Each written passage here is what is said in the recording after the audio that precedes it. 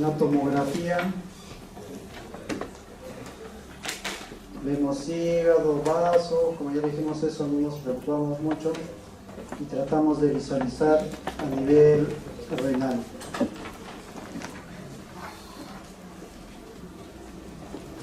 ¿Qué alteraciones llegamos a ver a nivel renal?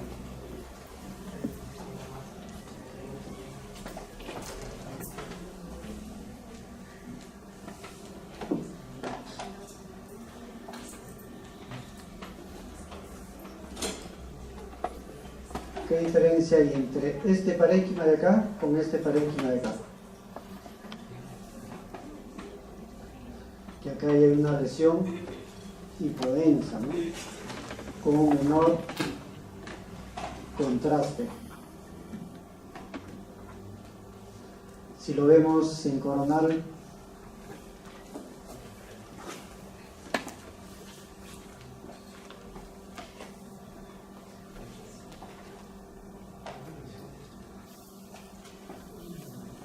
¿dónde está la alteración? Es a este nivel. Si se compara esta parte inferior, si se compara esta parte inferior con esta parte superior, entonces vemos que acá hay menor cantidad de contraste. Es heterogéneo y hay unas imágenes estriadas. Que es lo que vamos a revisar ahora sobre pielonefritis aguda. Entonces, en las, tomográficamente, ¿qué cosa vamos a tener en una pielonefritis aguda? Es alteraciones a nivel del parénquima renal en su captación de contraste, porque esto se comienza a llenar de lesiones pustulosas, infecciosas, ¿no? A nivel de los túbulos. Entonces comenzamos con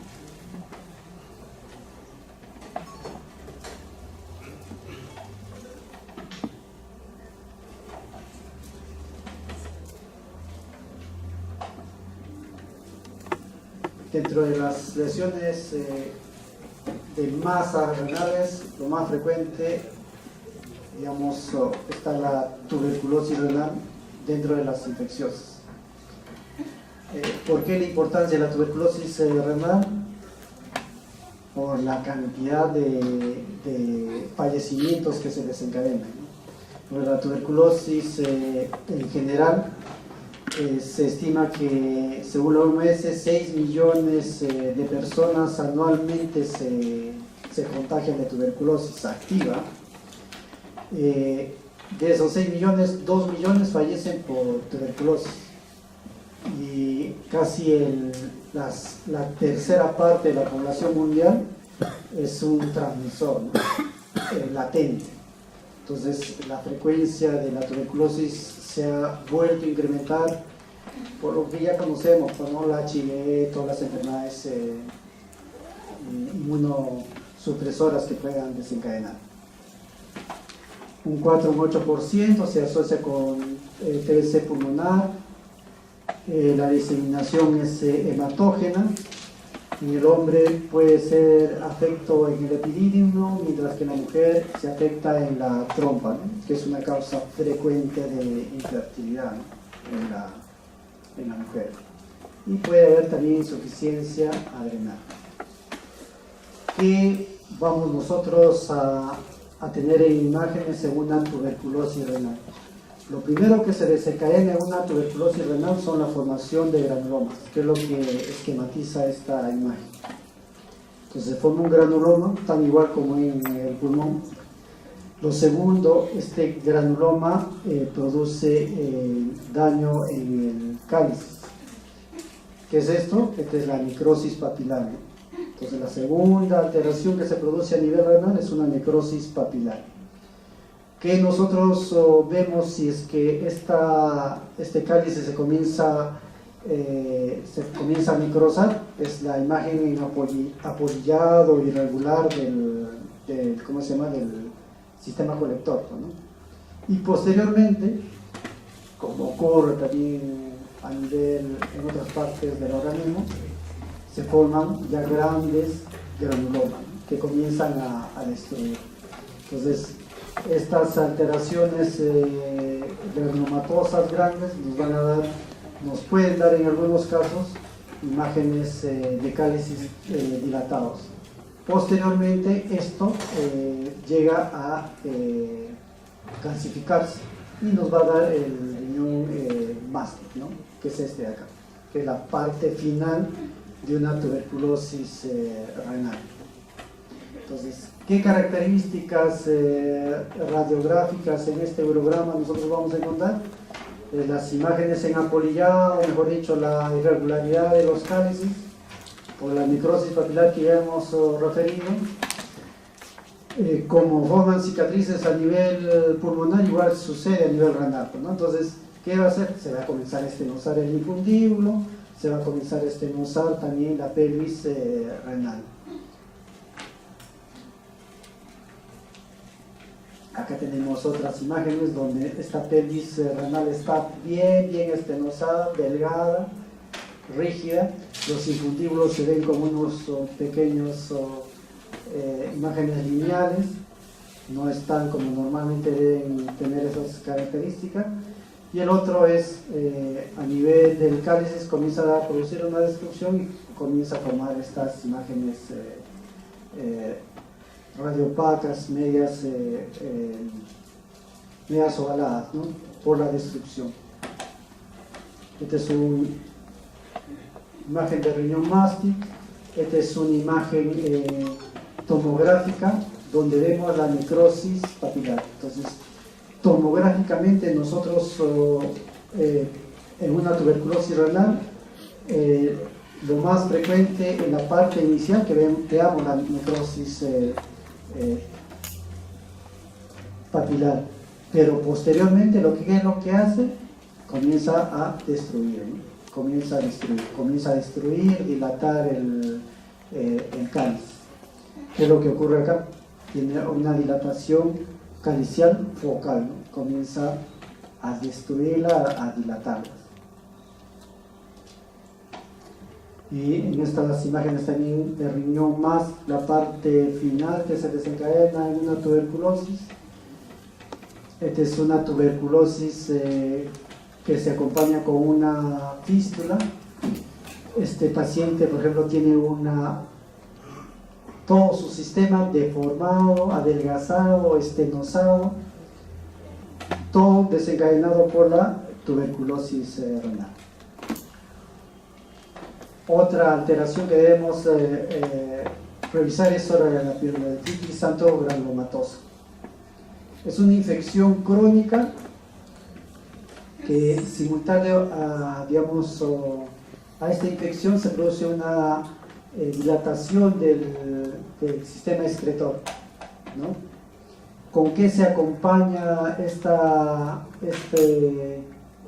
pielonefritis? Frecuentemente por cálculos. El cálculo polariforme es el que frecuentemente vamos a encontrar. Puede haber tumores o causas estenóticas, ¿no? Más en mujeres, en esa edad entre los 50 y 60 años, y en diabéticos. ¿Qué es lo que vamos a visualizar nosotros? En una radiografía simple, lo clásico es una cálculo coraliforme, ¿no? Entonces, paciente que tenga cálculo coraliforme, que se asocie con una infección crónica, ¿qué me va a desarrollar?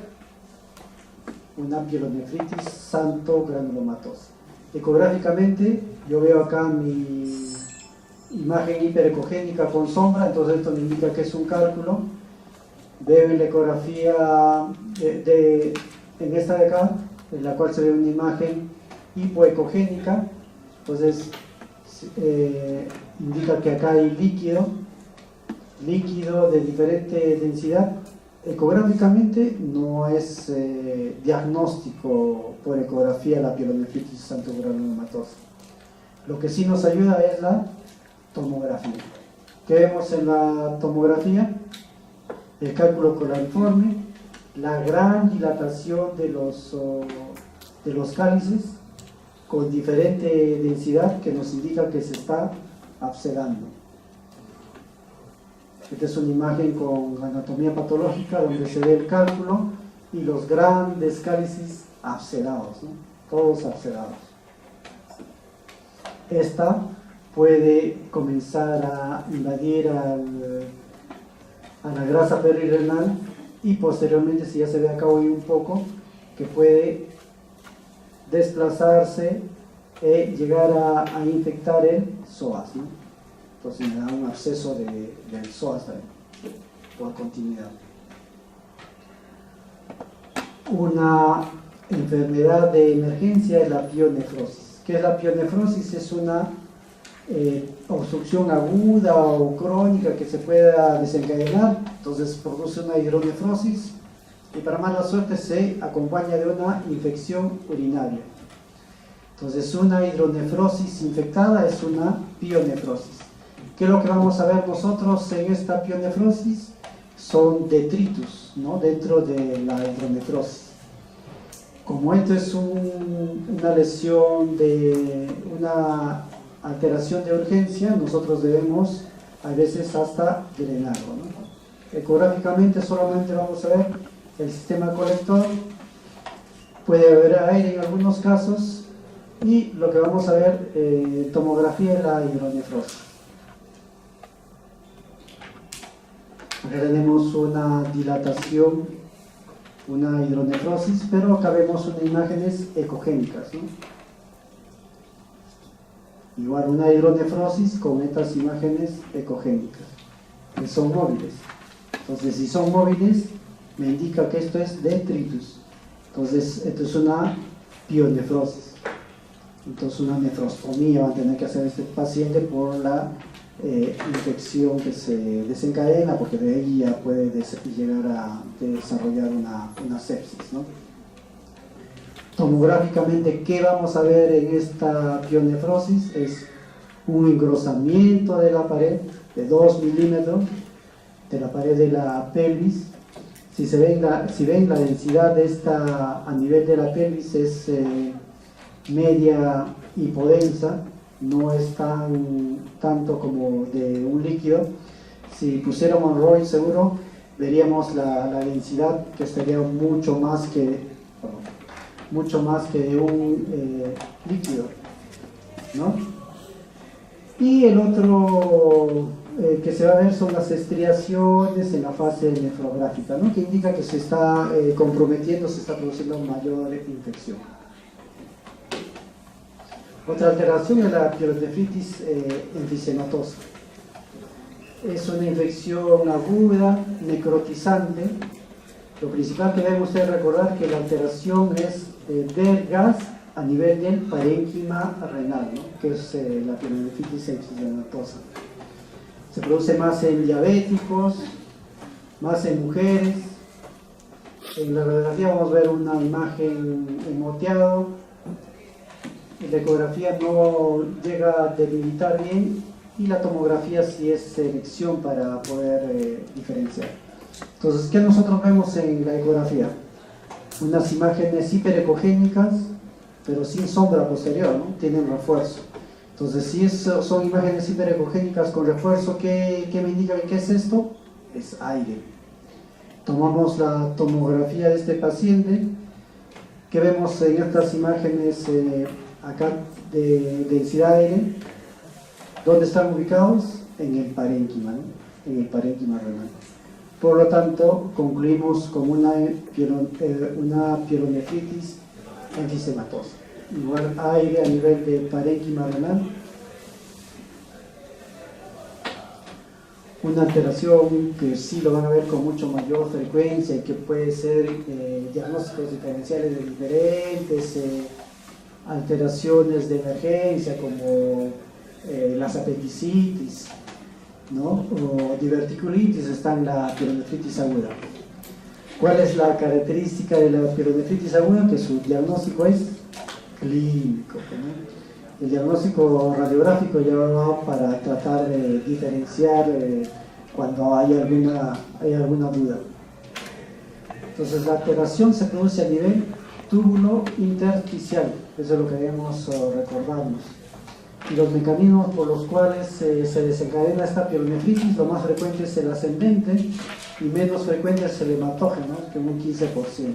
Eso se produce en pacientes inmunodeprimidos, ¿no?, que pueden desencadenar este tipo de infección. ¿Qué es lo que vamos a ver en la ecografía? Una disminución de flujo en el Doppler y pérdida de la diferenciación córtico-medular. Entonces, en esta ecografía de este paciente que vemos, una lesión hipodensa a este nivel, se hace el Power Doppler y a este nivel no hay mucha vasculatura o casi nula vasculatura. Entonces, eso indica que hay una alteración a este nivel.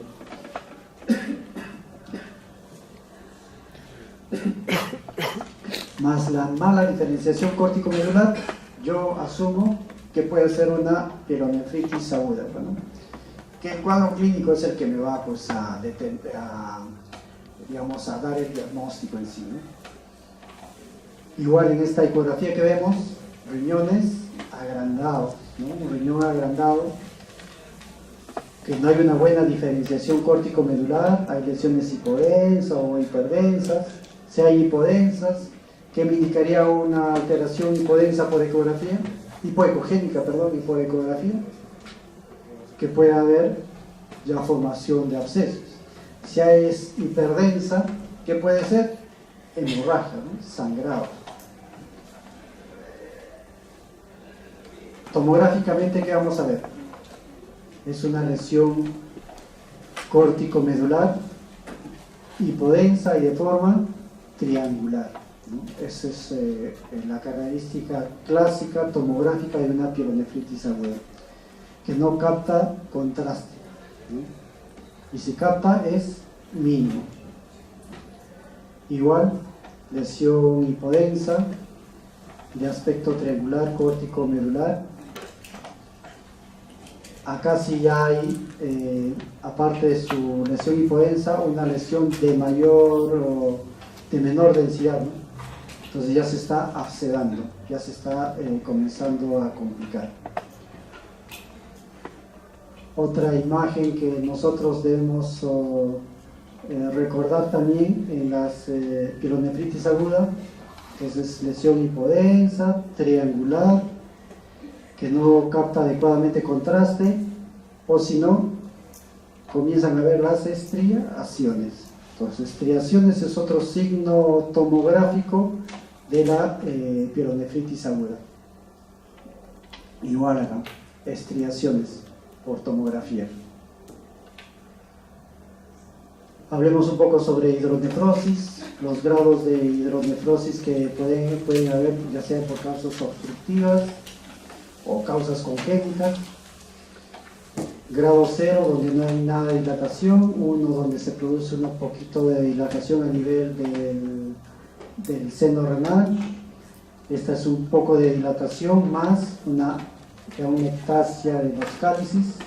Acá se deforman más los cálices, mucho más dilatados, pero el parénquima se mantiene, en el grado 3 se mantiene de adecuado volumen. El grado 4 es mucho más que esto, pero el parénquima ya disminuye. Entonces todo el parénquima se mantiene de volumen adecuado hasta el grado 3. Leve dilatación de los cálices en el grado 2. Esta es una imagen de un grado 1, una pequeña dilatación.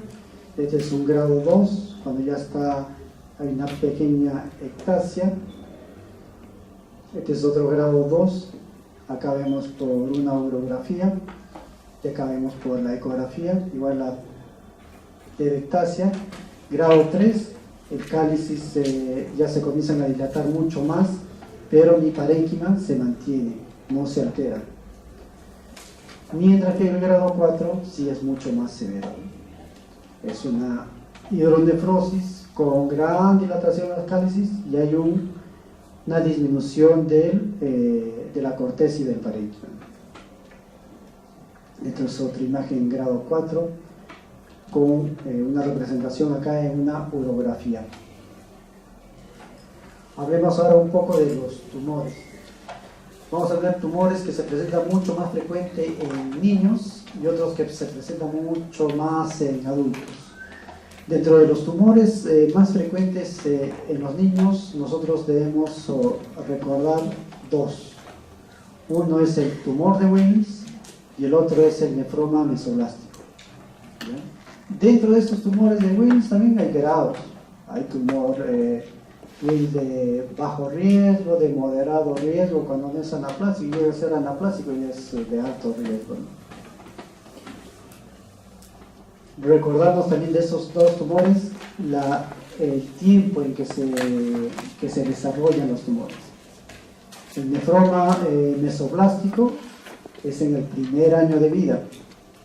Entonces yo tengo una lesión tumoral renal menor de 1 año, que puede parecer un tumor de Wilms, yo voy a decir, es un nefroma mesoplástico, ¿no? ¿Y cuál es la característica, digamos, cuál es el beneficio que tuviera un paciente que tenga un nefroma mesoplástico sobre un tumor de Wilms? Es su evolución, ¿no? Porque el nefroma mesoplástico va a tener muy buena evolución después de haber extirpado ese riñón. Entonces, ese paciente va a tener una recuperación buena, recidivas, recaídas de la enfermedad casi ni se ven, mientras que en un tumor de Wilms sí puede desencadenarse, ¿no? Entonces el tumor de Wilms, acordarnos, de 1 a 11 años, mayor frecuencia de 3 a 4 años. El nefroma en 1 año, mayor frecuencia en los 3 primeros meses de vida. Y en los tumores renales en los adultos tenemos benignos, están el angiomiolipoma y el oncocitoma, y los malignos está el carcinoma de células renales, el linfoma, la metástasis, el carcinoma de células transicionales. De las células renales vamos a tener las células claras, las papilares y los cromófagos. Sobre el tumor de Wilms, ¿qué vemos en este paciente? Un abdomen prominente, ¿no? Pero eso es lo que frecuentemente se va a ver en un niño cuando llega a su consulta. Siempre tiene un abdomen prominente. Y todos se preguntan, ¿no? ¿Qué pasó? Descuido del padre, porque se supone que el padre lo cuida, lo baña, la mamá. ¿Por qué es que no se dan cuenta de que están desarrollando ese tumor? ¿Por qué llevan a los niños cuando tienen el tumor de Wilms ya extremadamente grande, ¿no? Hay una teoría de que probablemente haya un desarrollo muy rápido que no percibe, que no da el tiempo al padre, digamos, en poder evaluar, digamos, ¿no? Porque si fuera un crecimiento totalmente, extremadamente lento, fácilmente cualquiera padre no llevaría a su niño con tumores tan grandes. Este tumor, ¿de qué deriva? Del blastema metanéfrico, ¿no? ¿Qué era el blastema metanéfrico? De lo que repasamos al inicio en biología. Es lo que forma el riñón, ¿no? La llave ureteral se une al blastema metanéfrico y me forma el riñón. En el tumor de Wilms, la alteración está en ese blastema metanéfrico. Entonces, esa alteración del blastema metanéfrico me va a producir una lesión tumoral. Este tipo de paciente se puede asociar a diferentes factores, digamos, cromosómicos. Pueden estar asociados a síndrome de Beth-Wiedemann, que es el que tiene todos los órganos demasiado crecidos. Puede estar asociado a una hemipertrofia, digamos que un solo lado está muy crecido. O puede estar asociado a este síndrome de Wahm, que le llaman, que es Williams, con el mirilla, normalidad del tracto genito urinario y retraso mental. Una ecografía, entonces este es el riñón y vemos esta lesión heterogénea. Entonces, lesión heterogénea, un preescolar, voy a pensar de tamaño incrementado, un tumor de Wilms. Acá también vemos lesión tumoral a este nivel del riñón. Las lesiones tumorales pueden tener necrosis, ¿no? Necrosis central.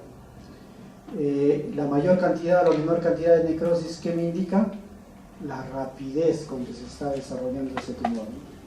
Entonces, yo evalúo siempre cómo está su necrosis de ese paciente para saber qué tan rápido se está evolucionando o creciendo ese riñón. En este paciente además tiene metástasis y trombos en las arterias portales, ¿no? Es un gran tumor de Wilms. Acá vemos un poco de parénquima renal todavía. Igual, un tumor de Wilms bilateral. Esto tiene un poco de aspecto quístico. Acá también. Entonces, ¿qué lo caracteriza un tumor de Wilms? Primero, son tumores grandes, heterogéneos, ¿no? Dependientes de riñón, por lo que ya sabemos. Sobrepasan la línea media en general. ¿Y qué lo diferencia con el neuroblastoma? Las calcificaciones, ¿no? Porque tanto el neuroblastoma como el tumor de Wilms son lesiones tumorales grandes que van a sobrepasar la línea media. Y por lo tanto, producir compresiones en los órganos adyacentes. Ahora, ¿qué característica tiene el tumor de Wilms? Lo de bueno es que son bastante sensibles a la quimioterapia, ¿no? Entonces, como son bastante sensibles, lo que hacen es esos tumores extremadamente grandes que sobrepasan la línea media, los reducen al menor tamaño que pueda haber y después recién ahí hacen la nefrectomía para tratar de evitar que no se disemine más la enfermedad, ¿no? Que esté limitado. El paciente que por mala suerte es extremadamente grande, con los anaplásicos que van a ser muy grandes, muy agresivos, eso sí puede infiltrar a otros tipos de órganos adyacentes. Siempre hay que evaluar también que estas lesiones tumorales no tengan trombos, ¿no? Trombos a nivel de los vasos renales, porque si hay trombos, ese es lo más probable que haya metástasis, ¿no? Entonces estos pacientes siempre los evalúan radiográficamente con radiografía de tórax para tratar de descartar las metástasis. Entonces el otro era el nefroma mesoblástico, ¿no? ¿En quién es más frecuente? Neonato, ¿no? ¿Cuál es los 3 primeros meses que se presenta más frecuentemente, ¿no? Menores de 1 año. Pueden asociarse con hematuria, hipercalcemia, puede haber hipertensión. Embriológicamente es del mesénquima nefroblástico, ¿no? Entonces ya habíamos hablado que había un endodermo, un mesodermo, y había el mesodermo intermedio, que es lo que nos formaba el riñón, ¿no? Entonces, a nivel de ese mesénquima es lo que se comienza a desarrollar el nefroma mesoblástico. Pronóstico, como les decía, es bueno. Recurrencia, metástasis, rara. Entonces, un pequeñín que tenga un gran tumor recién nacido de 3 semanas, 4 semanas, con un tumor inmenso a nivel renal, lo más probable es que le vaya bien, porque lo seguro que tenga es un nefroma mesoblástico, lo más probable, no es que sea definitivo. Acá tenemos ecográficamente cómo se ve la lesión tumoral heterogénea, ¿no? Como una imagen hiperecogénica alrededor. Igual, ecografía de una lesión tumoral, fotomografía, lesión tumoral con centro hipodenso. Ahora, en nuestros pacientes adultos vamos a tener que diferenciar entre angiomiolipoma, entre oncocitoma y un carcinoma de células renales, ¿no? Entonces, cómo yo los voy a poder diferenciar. El angiomiolipoma es una lesión benigna, como ya habíamos visto en nuestro cuadro. ¿Por qué está formado? Angio por vasos, mio tiene estructuras fibrosas, musculares, ¿no? Lipoma tiene grasa. Entonces, esta tumoración va a tener estructuras vasculares y grasas generalmente. Entonces, si tiene estructuras vasculares, ¿cuál es una de sus complicaciones? Las hemorragias, ¿no? Entonces, paciente con lesión tumoral, con una gran hemorragia, ¿qué voy a pensar yo que es lo que tuviera? Angiomiolipoma, ¿no? Esa es mi primera posibilidad. No voy a decir que es un oncocitoma, no voy a ser un carcinoma de células renales, que también puede ser, pero lo más seguro es que sea un angiomiolipoma. Ahora, nosotros vamos a poder ver, no en todos, las lesiones de densidad grasa, ¿no? En la gran mayoría sí, en algunos no.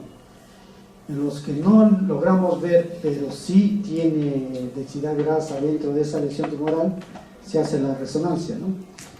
La resonancia, como ustedes ya saben, para abdomen se hacen dos secuencias principales. Una es en fase y otra es fuera de fase, ¿no? ¿Qué es en sí eso fuera de fase? Lo que hace es restringir la grasa. Entonces, donde no hay grasa me elimina, yo sé que esta lesión pueda tener grasa, ¿no? Que es lo mismo que cuando hicieron el abdomen, también cuando hicieron esteatosis, hicieron en resonancia en fase y fuera de fase, ¿no? Me permitía diferenciar sobre la esteatosis hepática. Me permitía diferenciar sobre qué también, sobre los adenomas, ¿no? Que se asocian también a grasa, ¿no? Entonces, lo mismo se hace también a nivel renal y lo mismo también se logra visualizar. Entonces, ya una fuera de fase voy a poder decir que este paciente tiene o no tiene grasa, y si ya sé que tiene grasa, también mi diagnóstico va a ser una angiomiolipoma. Acá tenemos imagen ecográfica de un angiomiolipoma, ¿no? Que al Doppler casi no hay mayor captación. Vemos una lesión exofítica, ¿no? Que capta contraste, y en la sin contraste vemos que acá es una lesión hipodensa, ¿no? Que si le ponemos Reuter nos va a salir una densidad grasa. Entonces, grasa con captación de contraste de la lesión, angiomiolipoma. Sangra, angiomiolipoma.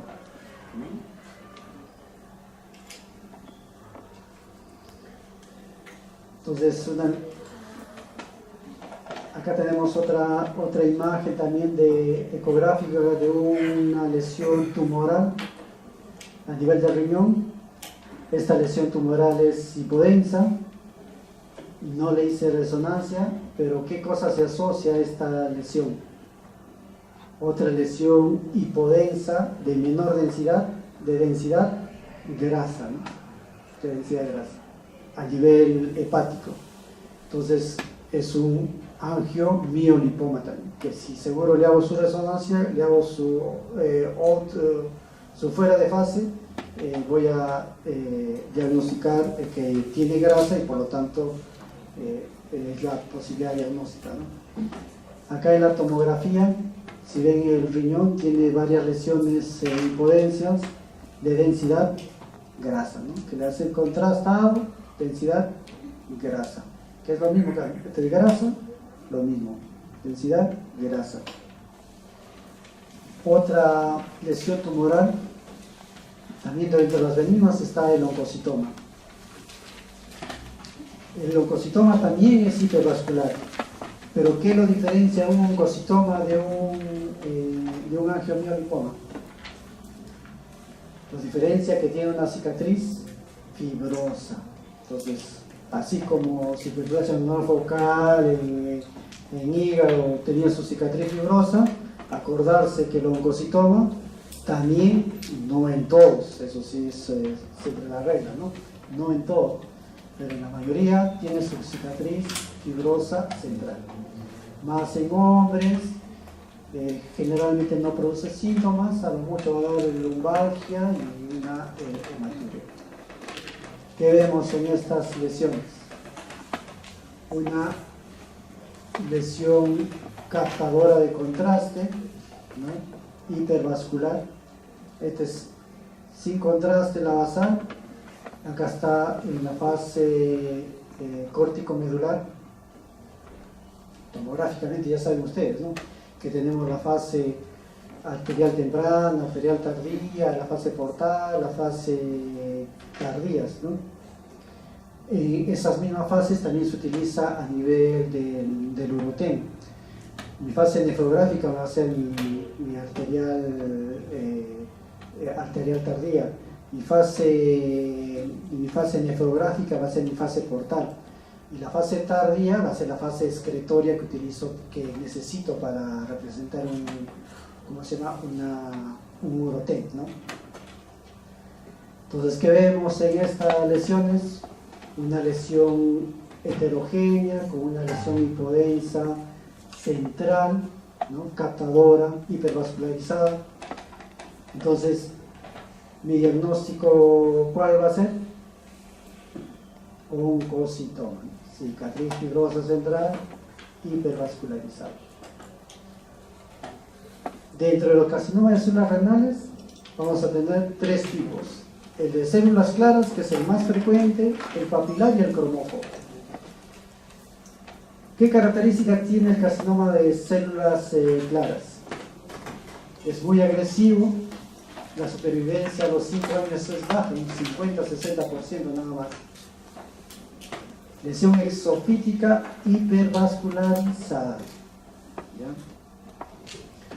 Heterogénea, con la parte central que puede tener lesiones necróticas, por eso es que no va a captar mucho contraste. Puede asociarse a hemorragia, ¿no? Pero que la que más frecuente se asocia a hemorragia, ¿cuál es? Lipoma, ¿no? Acordarse. Y puede haber degeneración física. Entonces, ¿qué tenemos en este pacientito? Una lesión tumoral, hipercaptadora de contraste,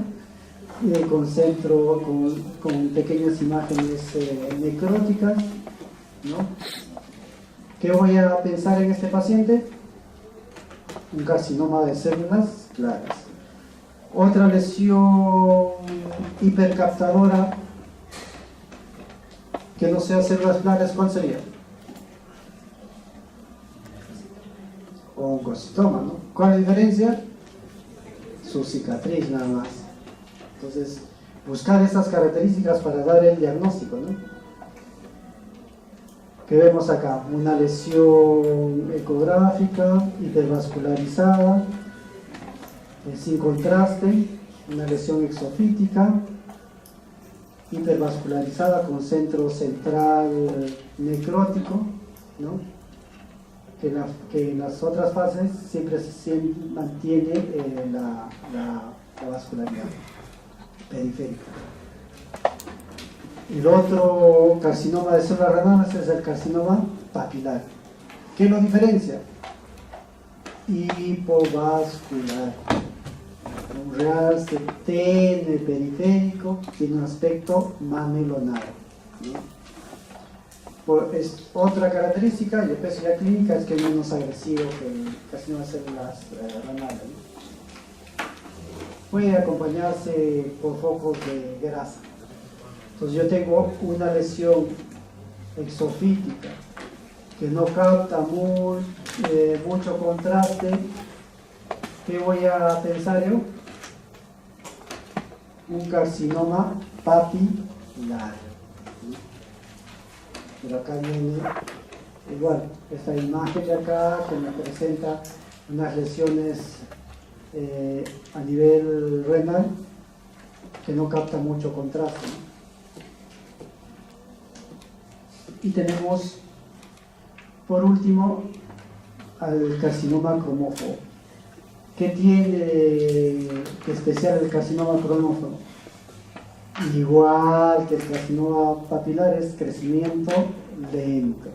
igual es hipovascular, tiene un realce moderado. Histológicamente similar al oncocitoma, histológicamente, pero radiográficamente diferente, ¿no? Diferente, porque este es hipovascular y el otro sí va a ser más hipervascularizado, ¿no? Tenemos una imagen acá exofítica, captadora de contraste, no mucha. Entonces yo tengo esta lesión exofítica que no capta mucho contraste. ¿Cuáles van a ser mis diagnósticos? Papilar y cromófobo. Capilar y cromófobo es lo más frecuente. Igual acá, lesión exofítica que no capta mucho contraste. Y eso es todo. Entonces acordarse de lo que son las lesiones infecciosas, tumorales, frecuentes en niños, el nefroblastoma mesográfico, Wilms, y de los adultos, lo que hemos mencionado. Bien. Gracias.